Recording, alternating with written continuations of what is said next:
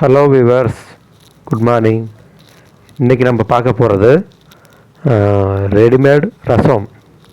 ஒரு ஈஸியான முறையில் ரொம்ப டேஸ்ட்டாக எல்லாத்துக்கும் பிடிக்கிற அளவுக்கு குழந்தைங்களாம் விரும்பி சாப்பிட்ற மாதிரி ஒரு ரசத்தை தான் புது முறையில் நான் ட்ரை பண்ணியிருக்கேன்.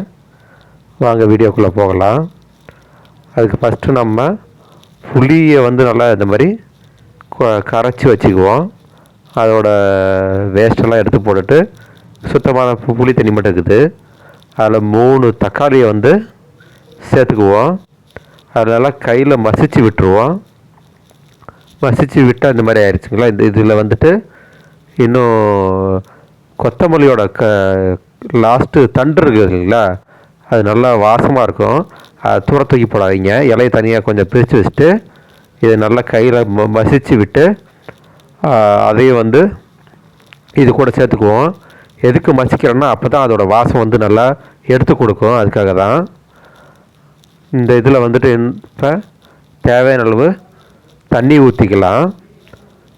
எவ்வளோ உங்களுக்கு எந்த அளவுக்கு தேவைப்படுதோ அந்தளவுக்கு தண்ணி ஊற்றிக்கிங்க. உப்பு தேவையான அளவு போட்டுக்கலாம். அதுக்கப்புறம் இதுக்குள்ள மஞ்சத்தூள் சேர்த்துக்கிறோம். மஞ்சத்தூள் நேரத்துக்காக தான், தேவையான அளவு போட்டுக்குங்க. மஞ்சத்தூள் ரொம்ப நல்லது கூட தான். ஜீரகமும் மிளகாவையும் அரைச்சி வச்சுருக்கேன். இஞ்சி தட்டி போட்டு வச்சுருக்கேன். அதையும் அந்த ரெடிமேட் கரைசலில் ஊற்றிக்கலாம். எண்ணெய் காஞ்சதும் கடுகு போட்டுக்கலாம். கடுகு பொரிஞ்சதும் வாசத்துக்காக ஒரு வரமிளகா போட்டுக்கிறேன். ஏன்னா நம்ம மிளகா ஆல்ரெடி அரைச்சி வச்சுருக்கோம்ல, மிளகாயும் ஜீரகமும் அதுவும் இருக்குது. ஒரு வரமிளகா வாசத்துக்காக தான் போட்டிருக்கேன். நல்லா இது நல்லா கமகமன்னு வாசம் வர வரைக்கும் நல்லா எண்ணெயில் வறுத்துருங்க. பச்சை வாசனை போயிடணும்.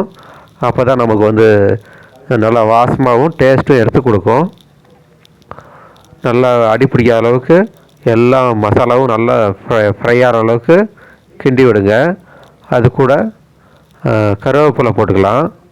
கருவேப்பிலையும் நல்லா பொரியிற அளவுக்கு நல்லா அது கூட மிக்ஸ் ஆகிற அளவுக்கு மிக்ஸ் பண்ணி கிண்டி விடுங்க. நல்லா பாருங்க, நல்லா கமன்னு வாசம் வருது. கரெக்டாக இந்த டைமில் இதில் நம்ம கரைச்சி வச்சுருந்தோம்னா ரெடிமேட் கரைசல், அதை இதில் மிக்ஸ் பண்ணிக்கலாம். இதை ஊற்றினதுக்கப்புறம் நல்லா சுருட்டும், கொதிக்க விடுங்க. நல்லா இதில் பாருங்க, முட்டை கொதி வந்துருச்சு. நல்லா தளதளன்னு கொதிக்கூடாது. இந்த மாதிரி முட்டை கொதி வந்ததுன்னா ரசம் ரெடி ஆயிடுச்சு. இது கூட நம்ம கொத்தமல்லி தண்டு தானே போட்டிருந்தோம், அது மீதி உள்ள இலையை மேலே தூவி விட்டுடலாம். சூடான சுவையான ரெடிமேட் ரசம் ரெடி. இந்த மாதிரி முக்கியமான வீடியோ பார்க்குறதுக்கு, குக்கிங் வீடியோ பார்க்குறதுக்கு சப்ஸ்கிரைப் பண்ணுங்கள்.